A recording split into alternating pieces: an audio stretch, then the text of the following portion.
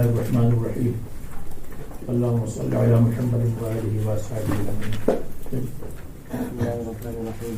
قال تعالى: وما ينبغي للرحمن أن يتخذ ولدا، أي ما يليق بذلك، إن أي ما كل من في السماوات والأرض إلا آتي الرحمن عبدا ذليلا خاضعا يوم القيامة، منهم عزير وعيسى، لقد أحصاهم وعدهم عدا، فلا يخفى عن المبلغ جميعهم ولا واحد منهم، وكلهم آتيه يوم القيامة فردا بلا مال ولا نصير يمنعه. إن الذين آمنوا وعملوا الصالحات سيجعل لهم الرحمن ودا، فيما بينهم يتوادون ويتحابون ويحبهم الله تعالى. فإنما يسرناه أي القرآن بلسانك العربية لتبشر به المتقين النار بالإيمان وتنذر تخوف به قوما لدا. جمع على اس سے پہلے فرمایا تھا کہ کفر کا کلمہ اتنا قبیح اور بھاری ہے کہ قریب ہے کہ آسمان اور زمین پھٹ جائے اور پہاڑ گر جائے. اس کے دو معنی ہیں. ایک تو یہ ہے کہ یہ اتنا خراب کلمہ ہے کہ قریب ہے کہ آسمان و زمین ان کے اوپر پھٹ جائیں اور ان کے اوپر منطبق ہو جائیں اور ان کے اوپر مل جائیں اور یہ اس کی نیچے دب جائیں. لیکن اللہ تعالیٰ نے اپنے فضل سے ان کو مہلت دی ہے تاکہ یہ سوچ لیں. دوسرا معنی یہ ہے، دوسرا مطلب یہ ہے تکاد السماوات یتفطرن وتنشق الارض وتخر الجبال حتى. یہ اتنا قبیح اور خراب کلمہ ہے کہ قریب ہے کہ اس کی وجہ سے قیامت آ جائے. اس لیے کہ آسمانوں کا پھٹنا، زمینوں کا پھٹنا اور پہاڑوں کا ہموار ہونا، ریزہ ریزہ ہونا قیامت ہے. تو قریب ہے کہ اس سے قیامت آ جائے. لیکن قیامت اس لیے نہیں آئی کہ شرک کا کلمہ عام نہیں ہوا، کچھ توحید والی بھی موجود ہیں. اور اگر پھر شرک کا کلمہ اتنا عام ہو جائے کہ زمین پر اللہ اللہ کہنے والا نہیں ہوگا اور آئندہ بھی توقع امید نہ ہو، تو اللہ تعالیٰ اس کے بعد قیامت کو ایسے لوگوں پر قیامت کو لائیں گے کہ جن سے امید نہیں ہے، عام کفر میں ہوگا. یہ دوسرا مطلب ہے.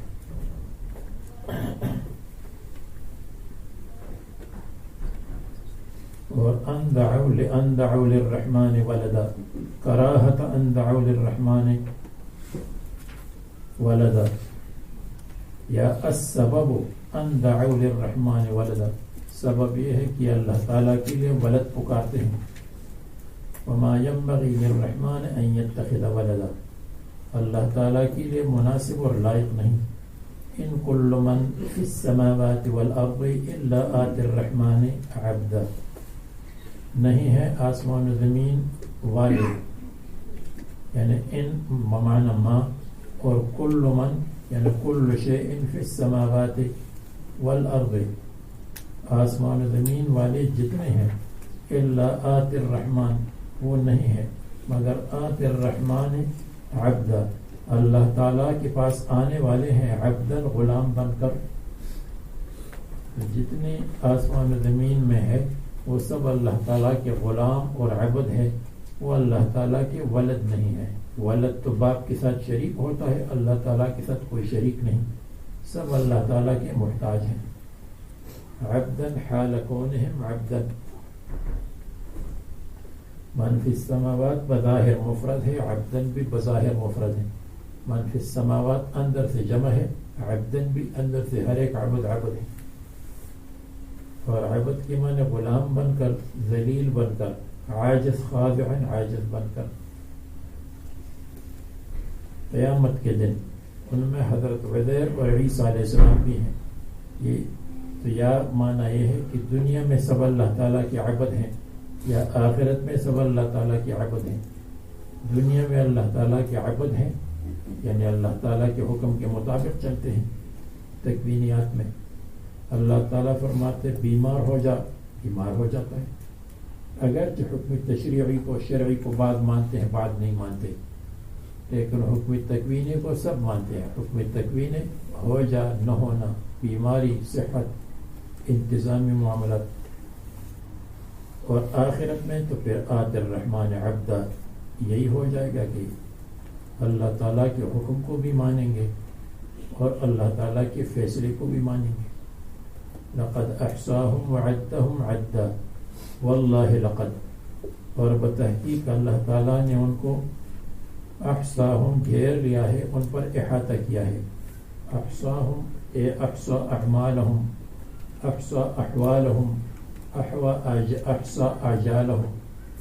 ان کے اجل, ان کے عمل, ان کے حالات پر اللہ تعالیٰ نے احاطہ کیا ہے.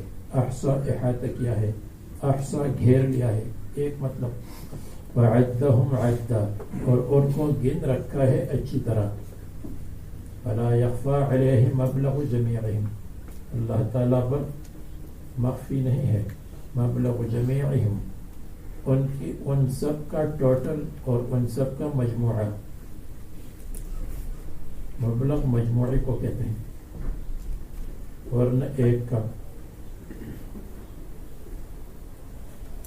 وَكُلُّهُمْ آتِيهِ يَوْمَ الْقِيَامَةِ فَرْدًا, اور ہر ایک ان میں سے اللہ تعالیٰ کے پاس آئے گا قیامت کے دن فرداً اکیلا, منفرداً عن المال عن الاہل عن آلہتہم, بغیر مال بغیر مددگار کے. یمنعہ, جو اس کو فائدہ دے, اس کو منع کرے عذاب سے. ان الذین آمنوا وعملوا الصالحات, تخفیف کے بعد بشارت. اور کہتے ہیں کہ عبد الرحمن ابن عوف نے جب ہجرت کی تو بعض دوست جو مکہ میں ان کے کفار دوست تھے, ان کی جدائی سے عبد الرحمن کو افسوس ہوا, تو یہ آیت کریمہ نازل ہوئی. پھر یہ آیت کریمہ مدنی ہو جائے گی, حالانکہ صورت مکی ہے. تو بہرحال عبد الرحمن کے لیے اس آیت کو بعد میں تلاوت کیا گیا ہو, لیکن آیت کریمہ پہلے سے موجود ہوگی.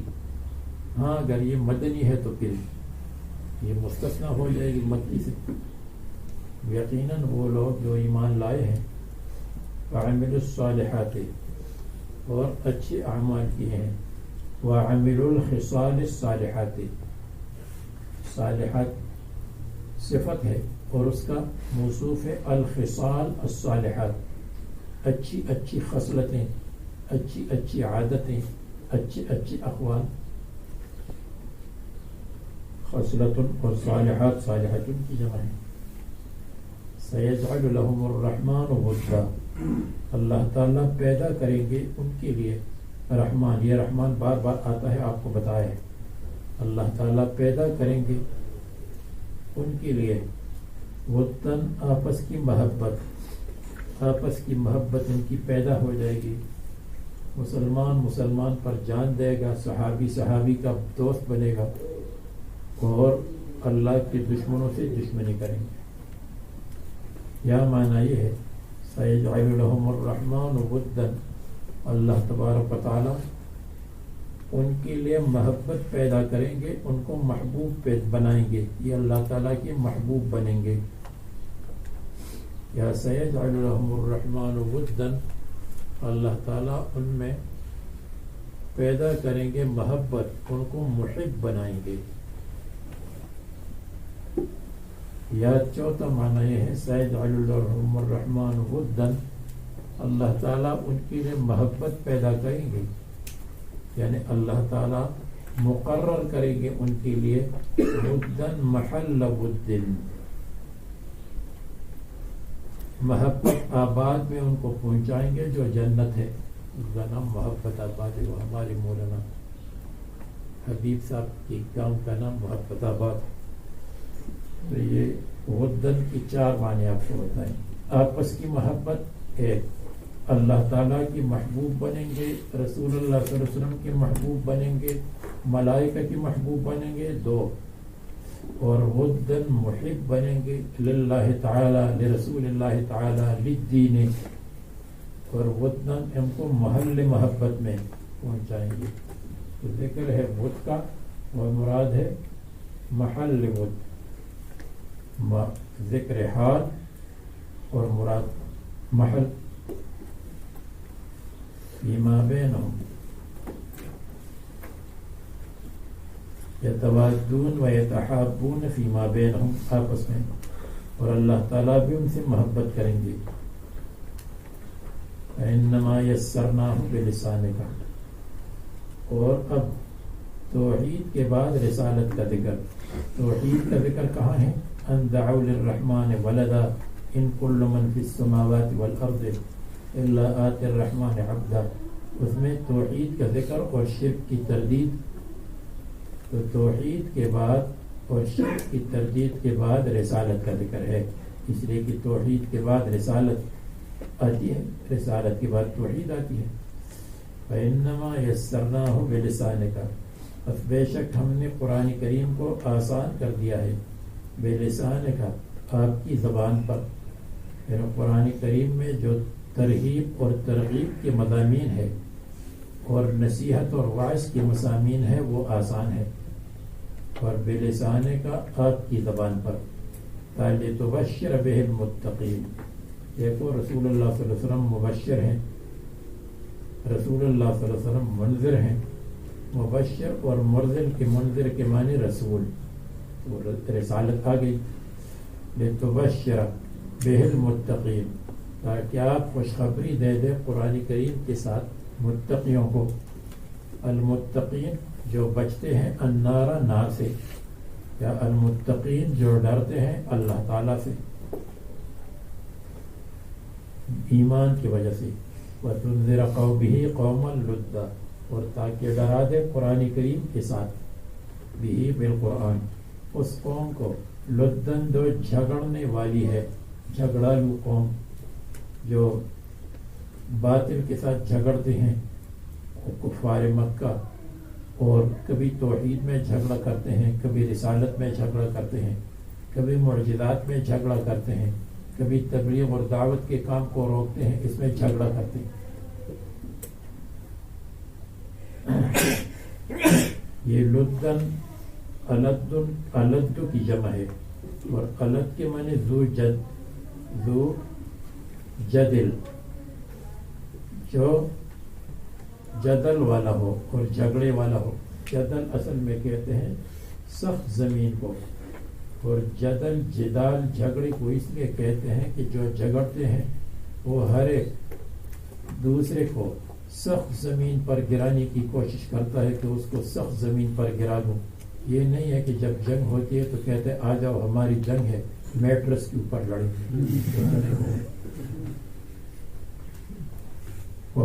اور یہ کفار مکہ تھے. اب ما قبل سے ربط. وَكَمْ أَهْلَكْنَا قَبْلَهُمْ، یعنی فَقُلْ فِي إِنذَارِهِمْ وَكَمْ أَهْلَكْنَا قَبْلَهُمْ مِنْ قَرْنٍ. آپ ان کے ڈرانے میں یہ کہے، آپ نذیر ہیں، تنذر ہیں، ڈرانے میں کہہ دے کہ بہت سو کو ہم نے ہلاک کیا ان سے پہلے، من قرن، امتوں میں سے، اتنی امتوں کو ہلاک کیا. آپ کو بتائے تھے کہ الامت المقارنۃ بالزمان کو قرن کہتے ہیں، سنچری. من الامم الماضیۃ بتکذیبہم الرسل، رسول کی تکلیف کی وجہ سے یہ ماقبل سے ربط ہوا. هل تحس منهم من احد، کیا آپ محسوس کرتے ہیں ان میں سے من احد کسی کو باحدى الحواس، حواس خمسہ میں سے، دیکھتے ہیں یا آواز سنتے ہیں یا ان کو ٹچ کرتے ہیں، او تسمع لهم رکزا، یا آپ ان سنتے ہیں ان کے لیے رکزن بھنک. بھائی آپ کہیں گے ہم تو بینک جانتے ہیں، بھنک تو نہیں جانتے. رکزن آہٹ، اب کہیں گے آہٹ بھی مشکل لفظ ہے. رکزن ہلکی آواز، یہ تو آسان ہے. ہلکی آواز کیا آپ سنیں گے؟ نہیں. صوتن خفیا، لا بالکل نہیں. رکزن کس کو کہتے ہیں؟ الصوت الخفی، ہلکی آواز کو، چھپی ہوئی آواز. اور رکزن اس کے اپنے معنی ہے کسی چیز کو چھپانا اور دفن کرنا ہے، زمین میں چھپائے. ومنہ الرکاز، رکاز اس خزانے کو کہتے ہیں جو خزانہ زمین میں ہو، انسان نے دفن کیا ہو یا اللہ تعالیٰ نے پیدا کیا ہو، اس کو رکاز کہتے ہیں. اور رکز الرمح، نیزے کو گاڑا زمین میں، تو جس چیز کو گاڑتے ہیں وہ چیز مخفی ہوتی ہے. اسی طرح جو آواز مخفی ہو اس کو کہتے ہیں رکزہ. تو یہ میں نے لغوی معنی اس لیے بیان کیا کہ ممکن ہے کہ لغوی معنی کی برکت سے اس کا معنی یاد ہو. صوتن خفیا، لا بالکل نہیں. جیسے ہم نے ان کو ہلاک کیا، ان کو ہلاک کیا، نہلک ہؤلاء، ان کو بھی ہلاک کریں گے. ان کو ہلاک کیا، ان کو، ان کو، ان کو، اس کو، اس کو. اس کا فرق سمجھنا چاہیے ہم سب کو. بسم اللہ الرحمن الرحیم. یہ سورۃ طٰہٰ، سورہ مریم کے بعد نازل ہوئی اور سورہ واقعہ سے پہلے نازل ہوئی. تو ترتیب قرآنی میں 20 ہے اور ترتیب نزولی میں 45 ہے، بعد مریم وقبل الواقعہ. اور ما قبل سے متعدد وجوہ ربط کے ہیں. ایک یہ ہے کہ ان دعوا للرحمن ولدا، رحمان کے لیے ولد ثابت کرتے ہیں. اس صورت میں رحمان کا ذکر 16 مرتبہ آیا. اس صورت میں بھی اللہ تعالیٰ نے رحمان کا ذکر فرمایا کہ رحمان کے لیے ولد نہیں ہے، رحمان تمام چیزوں کو چلاتا ہے. الرحمن علی العرش استوى، اللہ تبارک و تعالیٰ تخت صدارت پر مستوی ہو گئے، یعنی اللہ تعالیٰ نے حکومت کے کام کو چلانا شروع کر دیا آسمان و زمین کے پیدا ہونے کے بعد. اللہ کے لیے ولد نہیں ہے، وہ تو تمام چیزوں کا چلانے والا ہے، اس کو کسی نائب کی ضرورت نہیں. نمبر 2، ما قبل میں اللہ تعالیٰ نے فرمایا فَإِنَّمَا يَسَّرْنَاهُ بِلِسَانِكَ، قرآن کریم کو ہم نے آسان بنایا آپ کی زبان پر اور آپ آسانی سے پڑھتے ہیں. اور آنے والی صورت میں ما انزلنا علیک القرآن لتشقی، قرآن کریم آپ کی مشقت ڈالنے کے لیے نہیں ہے، اس کی تلاوت آسان، اس پر عمل کرنا آسان. نمبر 3، ما قبل صورت میں حضرت عیسیٰ اور حضرت یحییٰ علیہ السلام کے خلاف عادت واقعات کا ذکر فرمایا. خلاف عادت پیدا ہونا، خلاف عادت حضرت یحییٰ کا، حضرت عیسیٰ علیہ السلام کا. آنے والی صورت میں حضرت یوسف علیہ السلام کی خلاف عادت توبہ، حضرت موسیٰ علیہ السلام کی خلاف عادت واقعات کو بیان فرماتے ہیں. دیکھو حضرت موسیٰ علیہ السلام پیدا ہو گئے، پھر ان کو سمندر کے حوالے کر دیا، پھر اللہ تبارک و تعالی نے سمندر میں سے بادشاہ کے گھر میں پہنچایا، شاہی دربار میں ان کی تربیت ہوئی، اور پھر آگ کی لے گئے تھے، نار کی لے گئے تھے اور ان کو نبوت مل گئی. تو یہ بھی ایک ربط. نمبر 4، ما قبل صورت میں حضرت موسیٰ علیہ السلام کا ذکر اجمالاً تھا، وَاذْكُرْ فِي الْكِتَابِ موسیٰ. اور آنے والی صورت میں حضرت موسیٰ علیہ السلام کا ذکر تفصیلاً ہے، جیسے ابتدا ہی سے حضرت موسیٰ علیہ السلام کا قصہ یہاں بھی اور سورہ قصص میں بھی تفصیلاً ہے.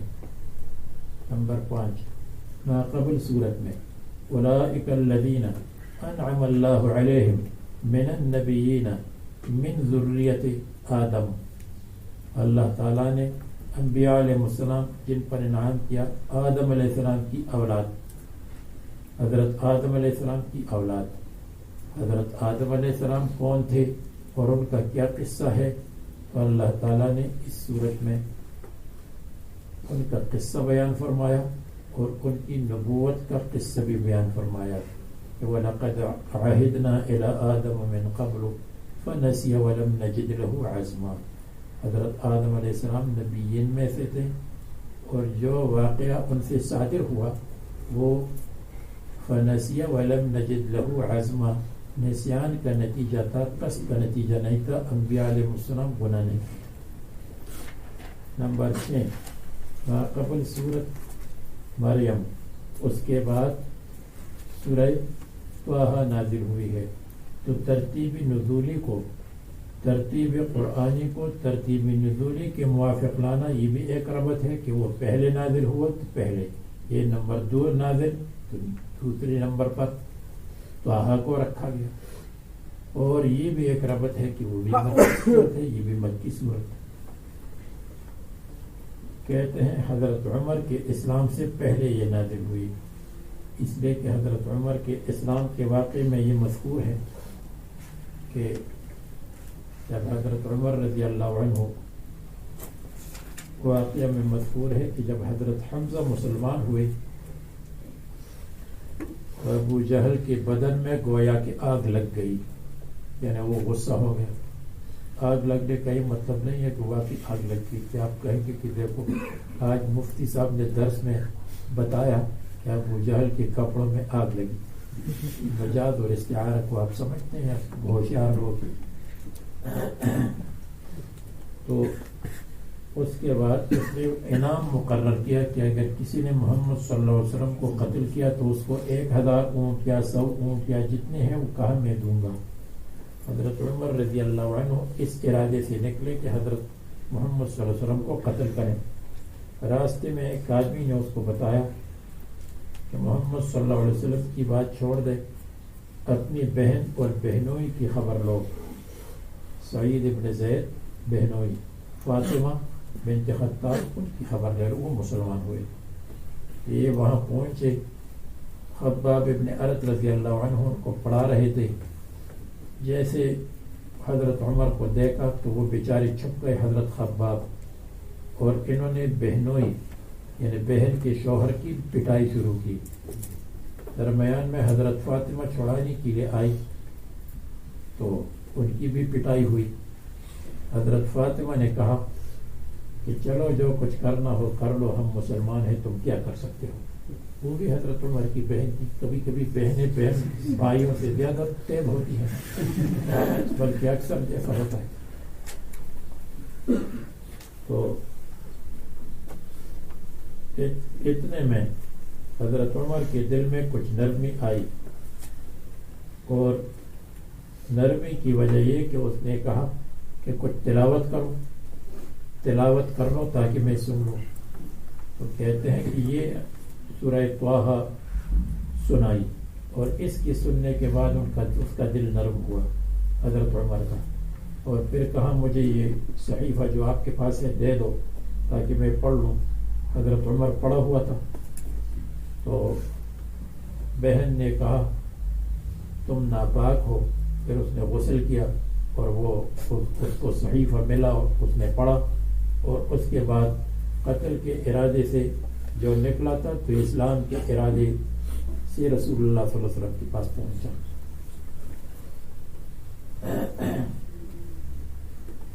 طٰہٰ ما انزلنا علیک القرآن لتشقیٰ، طٰہٰ اللہ اعلم بمرادہ بذالک، اللہ تعالیٰ خوب جانتا ہے اپنے مطلب کو بذالک، اپنے معنی کو بذالک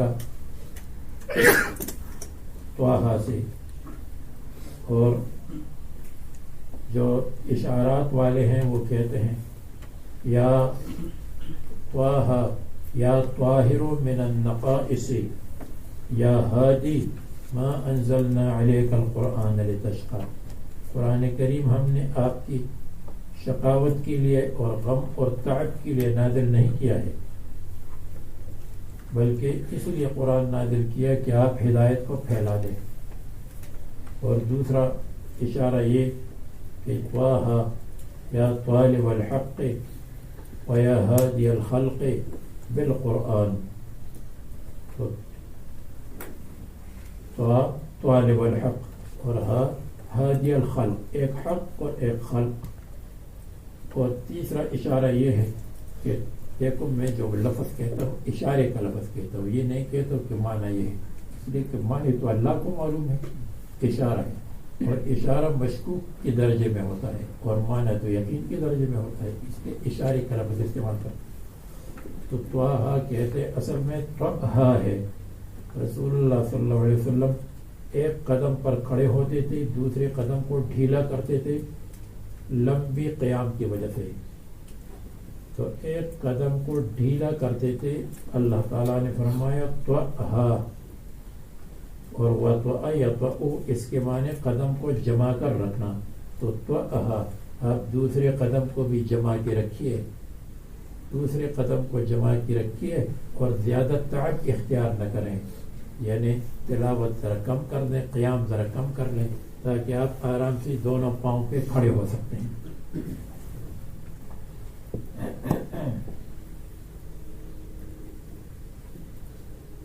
ما انزلنا علیک القرآن، ہم نے قرآن آپ پر نازل نہیں کیا کہ محمد صلی اللہ علیہ وسلم، لتشقى تاکہ آپ غمگین ہو، لتحزن حزنا شدیدا بعدم ایمانہم تاکہ آپ غمگین ہو کہ یہ کیوں ایمان نہیں لاتے، اگر یہ وہ ایمان نہیں لاتے تو ان کی مرضی ہے، آپ کی طرف سے کوئی تقصیر نہیں ہے۔ نقصان قابل است وگرنا علی الدوام فیض عنایتش ہم کسرا برابر است، نقصان اور قصور تو قبول کرنے والے کی طرف سے ہے، ورنہ آپ کا فیض سب کو عام اور تام ہے۔ بارش تو ہوتی رہتی ہے لیکن بعض جگہ بارش کو قبول ہی نہیں کرتی، بارش کا قصور نہیں، جگہ کا قصور۔ تو ایک معنی یہ ہے لتشقى لتحزن حزنا شدیدا بعدم ایمانہم بترک ایمانہم، اور دوسرا مطلب یہ ہے لتشقى تاکہ آپ بدبخت ہو جائے، شقاوت بدبختی کو کہتے ہیں۔ اور تیسرا معنی یہ ہے یعنی یہ سعادت کی کتاب ہے، شقاوت کے لیے نہیں ہے۔ تیسرا مطلب یہ ہے لتشقى لتتعب، ہم نے قرآن کو نازل نہیں کیا آپ پر تاکہ آپ تعب کریں اور تھک جائیں، تو آپ اتنی تھکاوٹ نہ اختیار کریں جس کی وجہ سے آپ کے لیے کھڑا ہونا مشکل ہو۔ قرآن کریم تعب کے لیے اور مشقت کے لیے نہیں، پھر لتشقى کا مطلب تاکہ آپ مشقت برداشت کریں۔ اشکال، قرآن کریم کی نزول میں تو مشقت ہے، رسول اللہ صلی اللہ علیہ وسلم پر جب قرآن کریم کی وحی آتی تھی تو حدیث میں آتا ہے کہ رسول اللہ صلی اللہ علیہ وسلم سخت سردی کے موسم میں پسینہ پسینہ ہو جاتے تھے، پسینہ وَإِنَّ جَبِينَهُ لَيَتَفَصَّلُ عَرَقًا، حضور صلی اللہ علیہ وسلم کی پیشانی سے پسینہ بہتا رہتا تھا، تو یہ مشقت تھی، اور مشقت تکلیف تھی۔ جس اونٹنی پر سوار ہوتے تھے وہ اونٹنی بھی برداشت نہیں کر سکتی تھی سوائے قصوہ کے، اور حضرت زید بن ثابت ایران پر حضور نے تکیہ لگایا تھا، سر لگایا تھا، جب وحی کی کیفیت پیدا ہوئی، وحی کیفیت آئی، وہ فرماتے ہیں ایسا لگا جیسے میری ران چکنا چور ٹکڑے ٹکڑے ہو رہی ہو۔ یہ مشقت تو ہے۔ جواب، یہ مشقت عند النزول ہے، اور یہاں مشقت کی نفع، یہ مشقت کے لیے نہیں ہے، مشقت فی العمل ہے، مشقت فی التلاوت ہے، تلاوت میں مشقت نہیں، عمل میں مشقت نہیں، نزول کے وقت مشقت ہے۔ ممکن ہے کہ نزول کے وقت مشقت بھی دائمی نہ ہو۔ لتتعب بما فعلت بعد نزوله من طول قیامک بصلاۃ اللیل، کہ آپ طویل قیام کرتے ہیں بصلاۃ اللیل، صلاۃ اللیل کے ساتھ۔ خفف عن نفسک، آپ اپنے نفس سے تخفیف کر دیں اور اپنے اوپر مشقت نہ ڈالیں۔ الا تذکرۃ لمن یخشی، یہ الا استثناء منقطع ہے اس لیے کہ تذکیر یہ من قبیل مشقت نہیں ہے، مشقت الگ چیز ہے، تذکیر الگ چیز ہے، اس لیے مصنف نے الا لیکن کر دیا مستثنیٰ منقطع، یعنی اور مستثنیٰ منقطع میں قاعدہ یہ ہے کہ جملہ مستقلہ ہوتا ہے، اس لیے انزلناہ مقدر، ولیکن انزلناہ تذکرۃ لمن یخشی، ہم نے قرآن کریم کو نازل کیا نصیحت کرنے کے لیے، تذکیر کے لیے، لمن یخشی ان لوگوں کی تذکیر کے لیے، یخشی جو اللہ تعالیٰ سے ڈرتے ہیں، تذکرۃ مفعول لہ ہے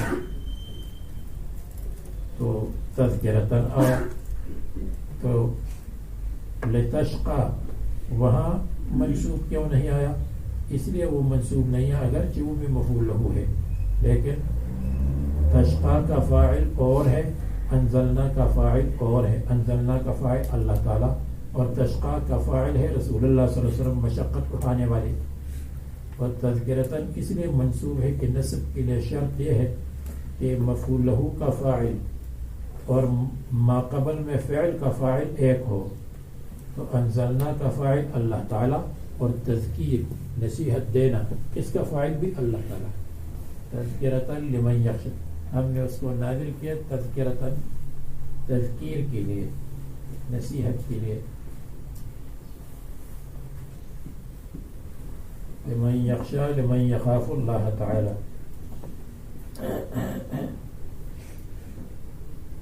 اس کو استثناء متصل بھی بنا سکتے لیکن چلیے اس کو چھوڑ دیں۔ تنزیلا ممن خلق الارض والسماوات العلی، تنزیلا یہ اللہ تعالیٰ نے نازل کیا ہے، یعنی نزل تنزیلا، نازل کیا اللہ تعالیٰ نے قرآن کریم کو تنزیلا اتارنے کے ساتھ، اللہ تعالیٰ نے قرآن کریم کو اتارا ہے، ممن، اور یہ تنزیل کس کی طرف سے ہے؟ بلکہ نزل کی جگہ نزل، کہ نزل تنزیلا ممن، اس کی طرف سے جس نے زمین اور آسمانوں کو پیدا کیا اس کی طرف سے نازل ہے، تو تنزیلا کہتے ہیں یہ بدل ہے من اللفظ، اس لفظ سے، بفعلہ الناصب لہ، اس فعل کے ساتھ جو اس کو نصب دے دے، یعنی فعل جو ناصب ہے نزلہ یا نزلہ، تو نزلہ اس کو حذف کیا گیا اور نزلہ کی جگہ پر یا نزل کی جگہ پر تنزیلا کو رکھا گیا، تو بدل، یہ بدل ہے، یعنی یہ بدل میں آیا ہے اس لفظ سے، جو لفظ کیا ہے بفعلہ الناصب لہ، اس فعل کے ساتھ جو فعل اس کے لیے نصب دیتا ہے، تو وہ لفظ جو فعل ناصب ہے اس کے بدلے میں تنزیلا آیا ہے، تو یہ معنی ہے، یعنی یہ فعل ناصب کے عوض میں آیا ہے، فعل ناصب کے عوض میں آیا ہے۔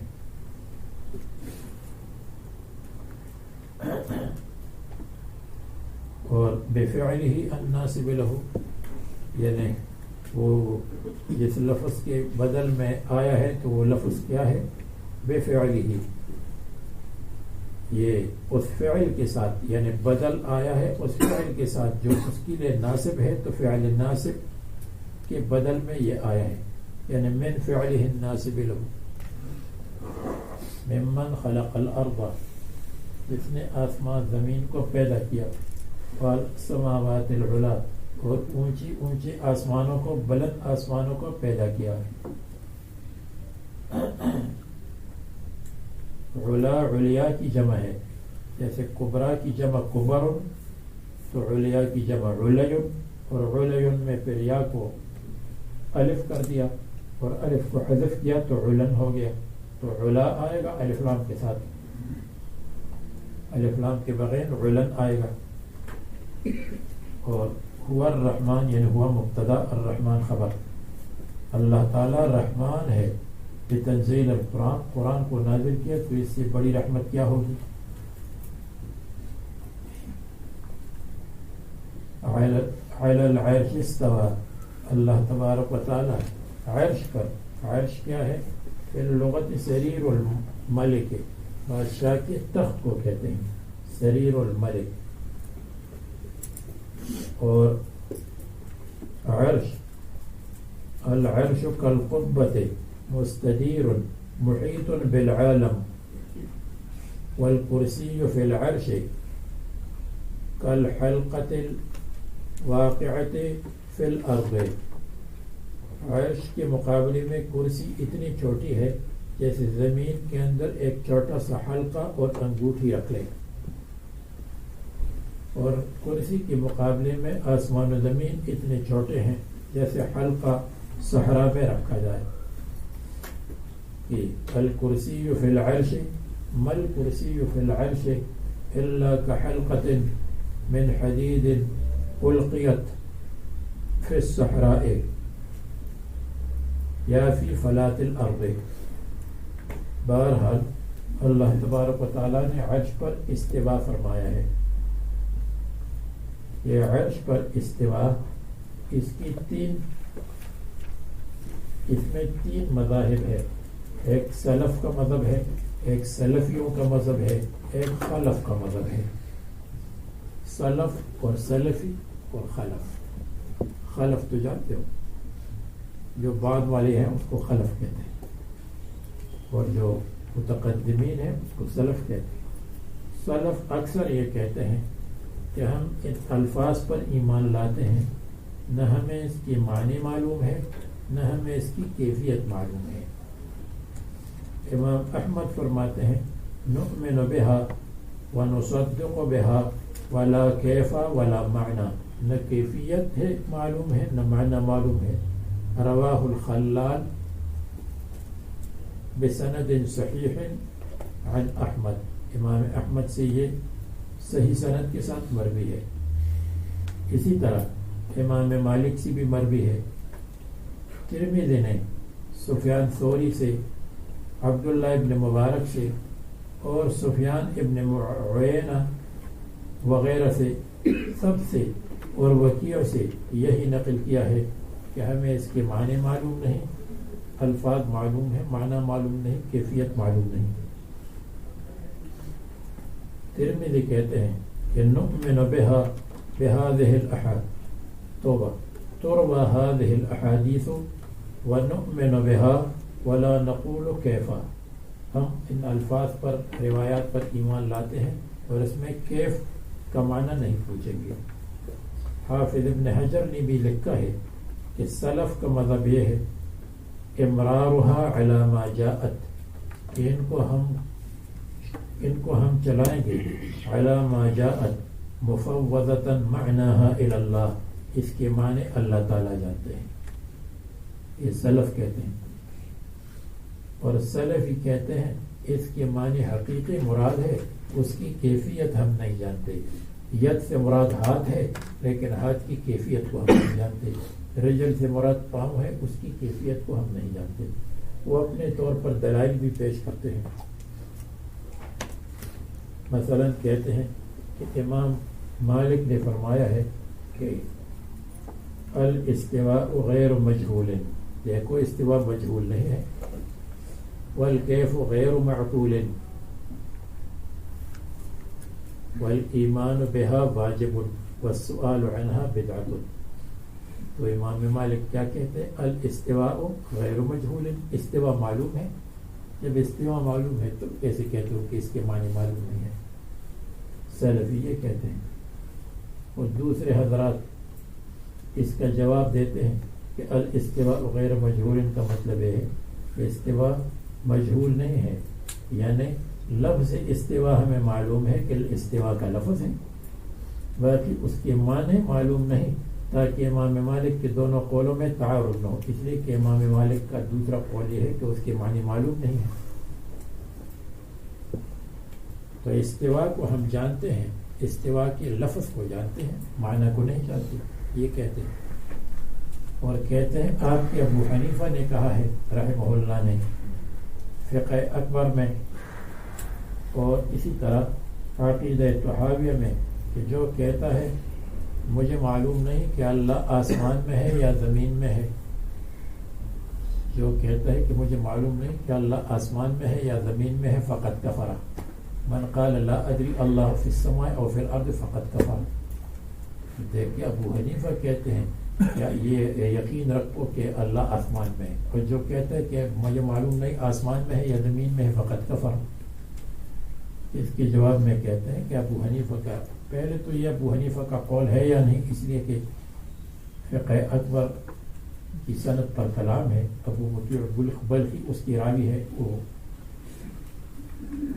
انتہائی ضعیف ہے. لیکن بہرحال اگر ہو تو اس کے معنی یہ ہے کہ جو کہتا ہے کہ پتہ نہیں اللہ تعالیٰ مکان میں تو ہے لیکن آسمان میں ہے یا زمین میں ہے تو وہ کافر ہے, اس لیے کہ اللہ تعالیٰ کے لیے مکان ثابت کرتا ہے. بات سمجھ میں آئی؟ جو کہتا ہے کہ مجھے معلوم نہیں کہ اللہ آسمان میں ہے یا زمین میں, یعنی کسی مکان میں تو ہے لیکن پتہ نہیں وہ مکان آسمان ہے یا زمین ہے. جیسے ہم کہیں گے معلوم نہیں مولانا سلیمان اس وقت دفتر میں ہے یا جونسبرگ میں دعوت ہے, کسی جگہ, یہ کفر کی بات ہے. تو اس میں مکان کا اس بات کو فرق ہے. اس کے بیان کی ضرورت نہیں ہے, لیکن میں نے سوچا ممکن ہے کہ طلبہ میں بعض 2-3 ایسے ہوں تو ان مسائل کے شوقین ہوں, تو اس لیے میں نے مختصر بیان کیا. اور تیسرا مسئلہ خلف کا ہے. خلف کا مسئلہ یہ ہے کہ وہ تعویل کرتے ہیں مناسب تعویل, یعنی ایک تعویل بعید نہیں تعویل قریب کرتے ہیں. تو مثلا وہ کہتے ہیں کہ استوا کے ہمیشہ معنی تو برابر ہونا نہیں ہے. لتستووا علی ظہورها, اس کے معنی برابر بیٹھنا ہے. ثم استوى الى السماء, استوا کے معنی قصد ہے. اور فاستوى علی سوقه, اس کے معنی مضبوط ہونا ہے. تو استوا کے تو مختلف معنی آتے ہیں. جب استوا کے ایک معنی متعین نہیں ہے تو اس لیے استوا کی ایسی تعویل کریں گے کہ جو تعویل مناسب ہو. مثلا یہ کہ استوا جہاں قرآن میں آیا ہے وہ آسمان و زمین کی خلقت کے بعد ہے. تو جب آسمان بن گیا, زمین بن گئی, بارش کا نظام شروع ہوا, لوگوں کی پیدائش شروع ہو گئی, جنات پیدا ہونا شروع ہو گئے, تو الرحمن علی العرش استوا, اللہ تبارک و تعالیٰ کی حکومت شروع ہو گئی. تو علی العرش کا مطلب ہے حکومت, اور استوا کے معنی استوا علی العرش کنایہ ہے بادشاہی کی شروع ہونے سے. جیسے کہتے ہیں کہ فلان کرسی پر بیٹھ گیا, کرسی پر نہیں بیٹھا ہوگا, کرسی پر بیٹھنا کنایہ ہے اس کی حکومت کے چلنے سے, کہ اس کی حکومت کا چلنا شروع ہو گیا, حکومت کے چلنے سے کنایہ ہے. تو یہ کنایۃ عن الملک, کنایۃ عن السلطان, کما یقال جلس السلطان علی سریرہ وان لم یکن لہ سریر, اگرچہ اس کے لیے سریر نہ ہو تو پھر بھی کہتے ہیں حکومت شروع ہو گئی اور سریر پر بیٹھ گئے.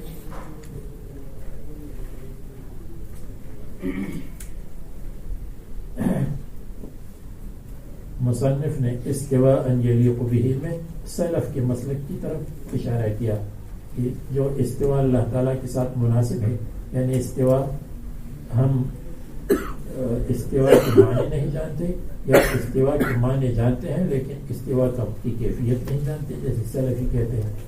اس لیے اس مسئلے میں تشدد نہیں کرنا چاہیے. بھائی جو سلفی کہتے ہیں وہ بھی ٹھیک ہے, جو لیکن سلفی انکار کرتے ہیں, سلف انکار کرتے ہیں خلف پر, اور کہتے ہیں کہ جو یہ کہتے ہیں کہ اللہ تعالیٰ کی ید کی تعویل کرتے ہیں کہ ید کی مراد نعمت ہے, ید سے مراد قدرت ہے, تو ان کے بارے میں کہتے ہیں کہ یہ اہل باطل ہے اور یہ معتزلہ اور جہمیہ ہے, اس لیے کہ یہ منکر صفات ہے. حالانکہ وہ منکر صفات نہیں, صفات کو جانتے ہیں لیکن لوگوں کی عقیدے کے تحفظ کے لیے تعویل کرتے ہیں تاکہ لوگوں کا عقیدہ سے, اگرچہ ید بھی مانتے ہیں اللہ تعالیٰ کے لیے ید ہے لا کا ایدینا, لیکن اللہ تعالیٰ کے لیے ید بمانا نعمت بھی ہے, دونوں معنی کرتے ہیں. اللہ تعالیٰ کے لیے ید اور لا کا ایدینا, اور اللہ تبارک و تعالیٰ کے لیے ید بمانا قدرت, دونوں میں منافات کیا ہے؟ دونوں میں منافات تو نہیں. اگر ہم کہیں گے زید کثیر الرماد، زید کے گھر میں راک زیادہ ہے. تو یہ کنایہ کس سے ہے؟ سخاوت سے. لیکن دونوں معنی مراد ہیں. اس کے گھر میں راک بھی زیادہ ہے کیونکہ لکڑیاں جلتی ہیں مہمانوں کی پکانے کے لیے، اور سخاوت بھی کرتا ہے. تو اس کو کہتے ہیں کنایہ. کنایہ میں معنی ملزوم اور معنی لازم دونوں لے سکتے ہیں. لہو ما فی السماوات و ما فی الارض.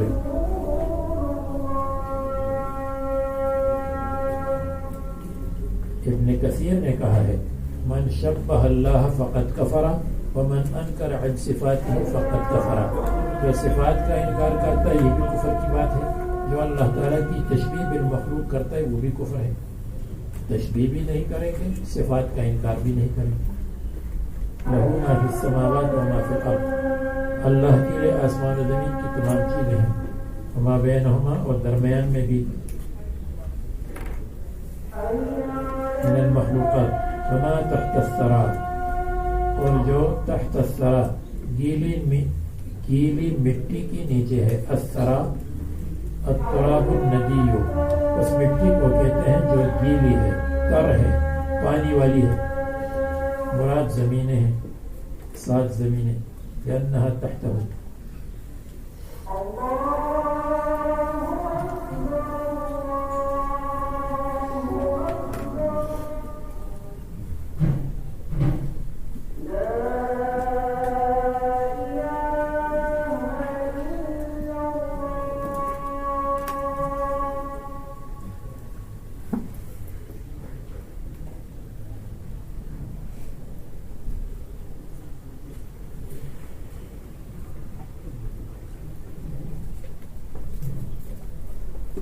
لأنها تحته کیونکہ یہ زمین تحته تراب کی نیچے ہے. وإن تجهر بالقول فإنه يعلم السر وأخفى. اور اگر تم جہر کرتے ہو، آواز بلند کرتے ہو، بالقول کسی قول کے ساتھ، اور قول سے مراد کیا ہے؟ ذکر ہو یا دعا ہو. تو اگر تم جہر کے ساتھ، قول کے ساتھ جہر کرتے ہو تو مصنف نے کہا فاللہ غنی عن الجہر. اللہ تعالیٰ کو جہر کی ضرورت نہیں ہے. ہاں جہر کی حاجت آپ کو ہو سکتی ہے کہ جہر اس لیے کرتا ہوں تاکہ جوش پیدا ہو جائے، اس لیے کرتا ہوں تاکہ ذوق پیدا ہو جائے، اس لیے کرتا ہوں تاکہ لطف اور کیفیت پیدا ہو جائے. اللہ تعالیٰ کو اس کی ضرورت نہیں ہے، یہ آپ کی مصلحت ہے جہر کرنا. تو ایک معنی یہ ہے وَإِن تَجْهَرْ بِالْقَوْلِ فَاللَّهُ غَنِيٌّ عَنِ الْجَهْرِ. دوسرا معنی یہ ہے وَإِن تَجْهَرْ بِالْقَوْلِ فَالْجَهْرُ لَيْسَ لِإِسْمَاعِ اللَّهِ. اگر تم ذکر کے ساتھ جہر کرتے ہو تو یہ اللہ تعالیٰ کو سنانے کے لیے نہیں ہے، اس لیے کہ فَإِنَّهُ يَعْلَمُ السِّرَّ وَأَخْفَى. اللہ سر کو جانتا ہے، چھپی ہوئی بات کو، راز کی بات کو. وَأَخْفَى اور اس سے بھی زیادہ چھپی ہوئی دل کی بات، اس کو بھی اللہ تعالیٰ جانتا ہے. تو یہ اس لیے نہیں ہے کہ اللہ تبارک و تعالیٰ کو سنا دے، اللہ تعالیٰ تو ویسے بھی سنتے ہیں. تو اس سے یہ معلوم نہیں ہے ہوتا کہ جہر بالذکر ناجائز ہے. کہ اگر کوئی کہے کہ اگر تم جہر بالذکر کرتے ہو تو اللہ تعالیٰ کو جہر کی ضرورت نہیں. بے شک اللہ کو ضرورت نہیں، لیکن جس چیز کی اللہ تعالیٰ کو ضرورت نہ ہو تو وہ بیکار نہیں ہے. جیسے ایمان کی اللہ تعالیٰ کو ضرورت نہیں ہے لیکن ہمیں ضرورت ہے ایمان کی، اسی طرح جہر کی مصلحت ہم لوگوں کے لیے ہے. بہرحال حدیث میں آتا ہے کہ اللہ تعالیٰ کو اس طرح یاد کرو جیسے لوگ آپ کو مرائی کہے، اور مرائی کب کہیں گے؟ جب جہر ہوگا. تو پھر اسناد ہی کلام. اور حدیث میں آتا ہے کہ رسول اللہ صلی اللہ علیہ وسلم نے ایک صحابی کو دفن کیا، دفن میں حاضر ہوئے، ان کو قبر میں اتارا اور فرمایا کہ کان یرفع صوتہ بالذکر. وہ صحابی بلند آواز سے ذکر کیا کرتے تھے، اور ایک صحابی بلند آواز سے ذکر کیا کرتے تھے تو دوسرے صحابی نے اس کو منع کیا. رسول اللہ صلی اللہ علیہ وسلم نے فرمایا اس کو چھوڑ دو، انہ اواہ، یہ اواہ ہے، اور عاجزی کرنے والا ہے. تو اور حدیث میں آتا ہے کہ ہم رسول اللہ صلی اللہ علیہ وسلم کی نماز کے اختتام کو لا الہ الا یہ جو ہے ذکر کی بلندی سے معلوم کرتے تھے. جب ذکر کے ساتھ آواز بلند ہوتی تو ہم معلوم کرتے تھے. اس آیت کے ذیل میں روح المعانی نے جہر بالذکر پر مفصل بحث کی ہے، بہت تفصیل کے ساتھ لکھا ہے، اور جو جہر بالذکر پر اعتراضات کرتے ہیں ان کے جوابات بھی دیے اس آیت کے ذیل میں. وَإِنَّهُ يَعْلَمُ السِّرَّ وَأَخْفَى، اللہ تبارک و تعالی سر کو جانتا ہے. سر کا مطلب راز کی بات جو بین اثنین ہو، دو آدمی کے درمیان. وَأَخْفَى اے ما فی القلب، جو اس سے بھی زیادہ اخفا ہو. اے ما حدثت به النفس، یعنی ما حدثت به النفس جس کا وسوسہ دل کرے. نفس جس کا وسوسہ کرے، یا نفس جو بات کہہ دے خود اپنے اندر باہر نہ ہو. السر ما اعلمت الغیر سرا واخفى ما لم تعلم احدا بل كان في قلبك وما خطر، اور جو آپ کے دل میں گزرے. ولم تحدث به، اور دوسرے سے بیان نہ کرے. ولا تجهد نفسك بالجهر، بس آپ فلا تجهد نفسك بالجهر، آپ اپنے نفس کو مشقت میں نہ ڈالے جہر کے ساتھ، یعنی جہر مفرط نہ کیا کرے. جہر مفرط کی ضرورت نہیں، اور جہر خفیف ٹھیک ہے. اللہ لا الہ الا ہو، اللہ تعالیٰ کے سوا کوئی معبود نہیں ہے. تو گویا کہ ما قبل میں بیان فرمائے کہ اللہ تعالیٰ کی حکومت ہے. الحاکم لکل شیء هو اللہ تعالیٰ. الرحمن علی العرش استوى کا یہی مطلب ہے، علی العرش استوى. وَإِن تَجْهَرْ بِالْقَوْلِ فَإِنَّهُ يَعْلَمُ السِّرَّ وَأَخْفَى، عالم بكل شيء اللہ تعالیٰ ہے. اور لا الہ الا هو المستحق للعبادت اللہ فقط، لہ الاسماء الحسنى، اللہ تعالیٰ کے لیے پیارے پیارے نام ہیں. من احصاها دخل الجنہ، 99 الوارد بها الحدیث، جن اسماء کے ساتھ حدیث آئی ہے. اور حسنہ احسن کا مؤنث ہے، کیونکہ اسماء جمع ہے اور جمع کی صورت مؤنث آتی ہے. اس کے بعد پھر حضرت موسیٰ علیہ السلام کا قصہ بعد میں سنیں گے.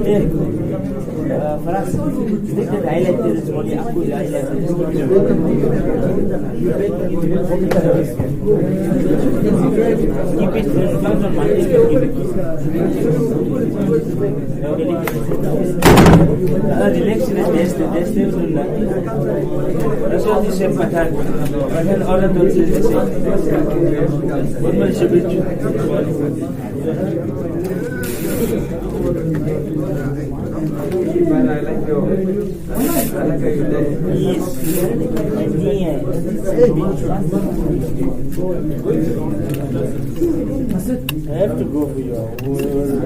I don't think it's a good. Noman عجیب آدمی ہے.